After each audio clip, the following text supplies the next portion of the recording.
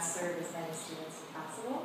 So hopefully we're looking at this to be really a transition and help them in planning to their junior and senior years. So it's really important as a sophomore that they get this course so that if they do make a choice to go into a CT or a BOCES program, they'll be able to start that. If they want to take certain college level courses, those can begin their junior year. If there's certain program electives that would best suit them so they can prepare for college, workplace, whatever their future goals are going to be. So it aligns really nice. And once we kind of worked out the kinks with the freshman course, I think we've worked with guidance.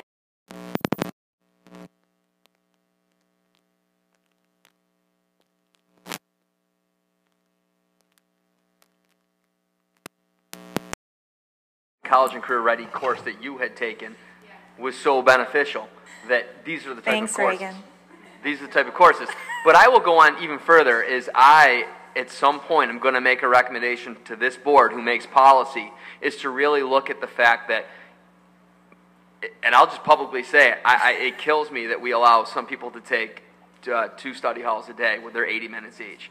So we're on board with that as well. When we have teachers that have so much experience and have these different electives, these different courses that could help these students, when I walk past study halls and I see them packed in study halls, and I just think there's opportunities for them in these classes with these teachers that we have. Yeah, definitely. And if you did get a sheet, and we can share more with you, we really are trying to make this something that students can take a course related to college and career readiness each year. So that freshman year course is there. This would be a new course for sophomores. I teach the college preparation class for juniors, so they're going through the college research and application process. And then their senior year, there's a transition course into college, so Foundations for College Success. So this is a really nice middle piece that we're missing to help all the students, because I only see the juniors that are more college bound in the junior class. So the sophomores, this would be open for everybody.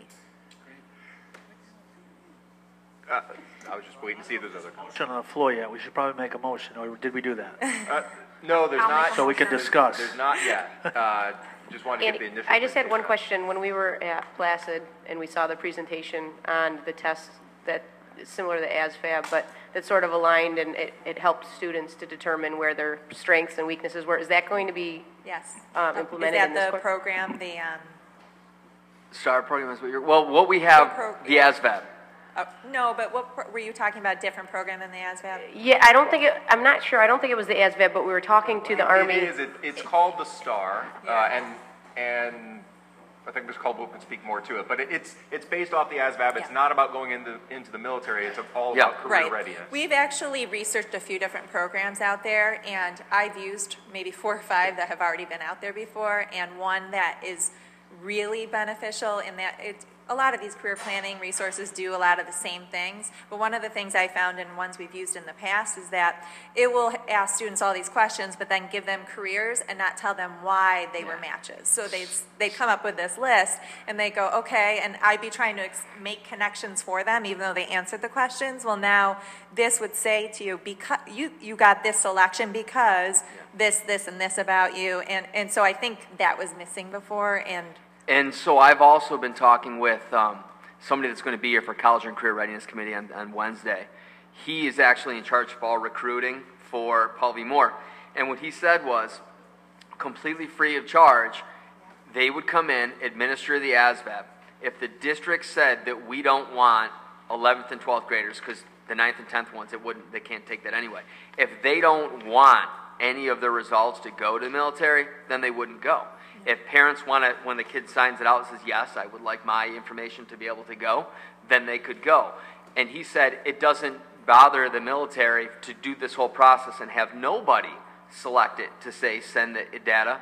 He says, but the state of New Jersey is required. They require every single high school student to take the ASVAB just because it tells them so much information. But where he says districts fail is by not telling what it means. So then they send out the civilian part that, again, we don't pay for anything, and they work and they basically break it down to the students and say this is really what it means.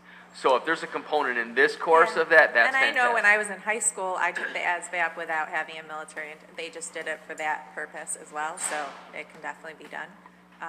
And really, the one piece that we've been working on, because we've trying to, our department's helping out with the Career Center now, is really building our database of people that can either be job shadow opportunities for students, eventually internship opportunities. That's a really big piece we're working on right now, so this committee is coming at the perfect time because we're really going to be utilizing those resources. So again, just to kind of piggyback on what you're saying, we are looking for people that are in our community right now that want to host these students for job shadows and internships. It's such a critical piece that we really want to make stronger. So. And everything has changed. I just saw a lot of research that showed when I'm 43 years old, when I was in school, what they were preparing students for in those jobs are vastly different than those jobs now. They say that in 2020, 85% of the jobs out there are going to be STEM related.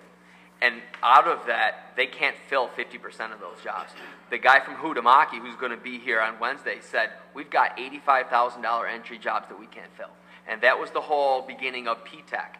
That's one of the companies that participates in that. So again, it's this mindset that these skills, and yes, college is definitely a path, but it's not the path for every student. So what are those pathways that we are providing? So something like the ASVAB or a course like this could point somebody in that direction.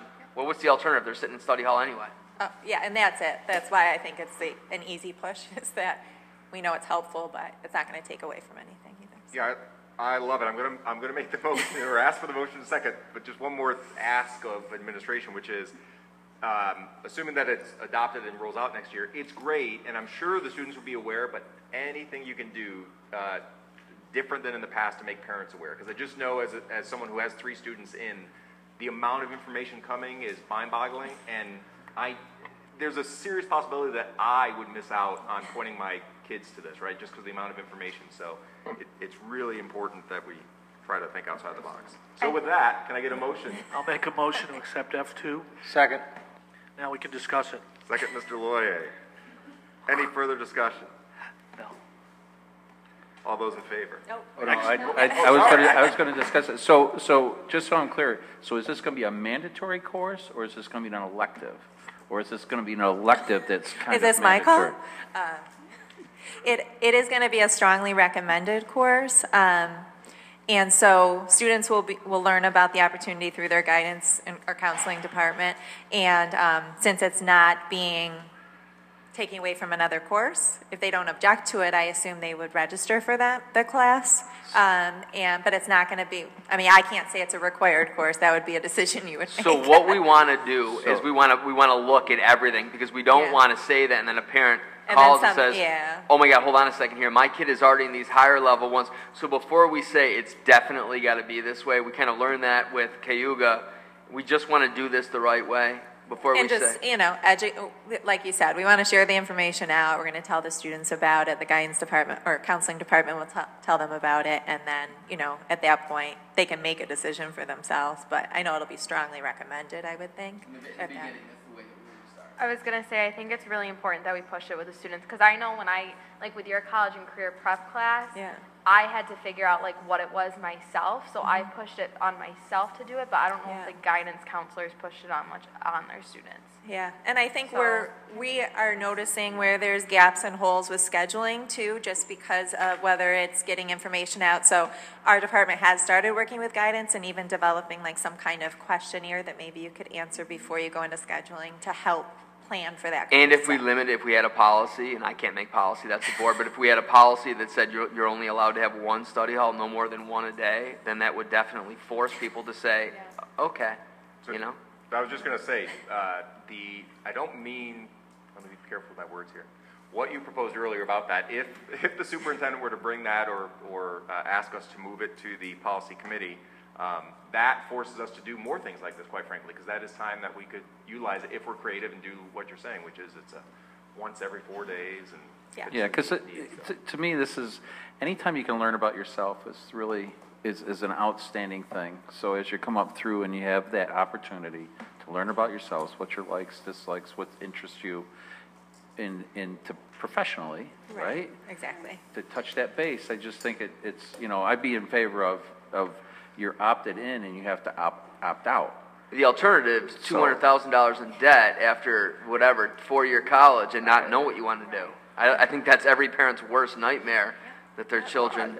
I can tell you about picking up my daughter 2 weeks before graduation to go to attend OCC and opening up the book and saying, okay, honey, let's just kind of go through this book and figure out what you want to do. It's a struggle. I've done it 3 times. And any help that we can get. Yeah. And I think to would be able to a make great the thing. connections from each year to the next, and there's so much that goes into it. It's not just the exposure, but the right scheduling for the remaining of their high school, college, all that fun stuff. So, Any other comments, questions? Very good, thank you. All in favor? It is unanimous. thank you. Congratulations, and thanks for doing it. Thank you. All right, the next one is an important and detailed one because it's has to be executed legally. So I'm asking for a motion, and it has to be read, the resolution. So who would like to make the motion for F3? Excellent, I will do that. I make a motion that the Central Square Central School District Board of Education hereby approves the bond resolution for the authorization of capital improvement projects. Can I have a second? Mrs. Fishman is the second. Any discussion? All right, we can't simply vote on this. It has to be a roll call vote. Starting with me, I vote yes. Mrs. Wood? Yes. Mr. Bedworth? Yes. Mr. Buddy? Yes. Mrs. Fishman? Yes. Mr. Loyer? Yes. Mr. McCarthy? Yes. Mrs. Nickerson? Mr. Patch? Yes. And it is unanimous. Am I good, Pearl? Anything else? Okay. Great. With that, we're on to our consent agenda. Give me just 1 second.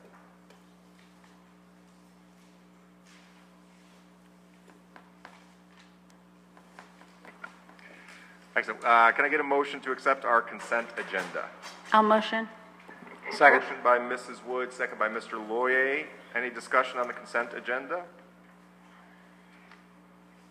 All those in favor? It's unanimous.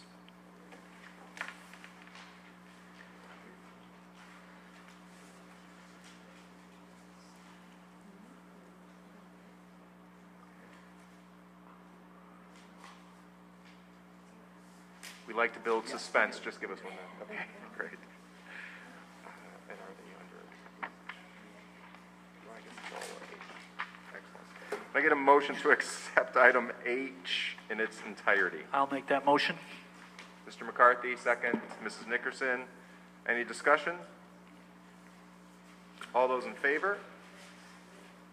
It is unanimous. With that, I'll turn it over to Mr. Colabufo. I would like to congratulate your approval for the probationary appointment of Andrea Love, music education teacher at Brewerton Elementary School. Congratulations.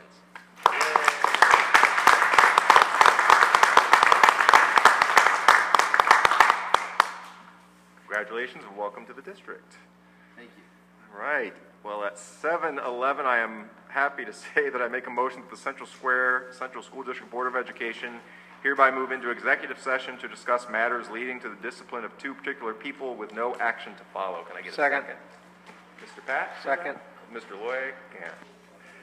Any discussion? All those in favor? Thank you. No action to follow, so district staff, thank you. I go shake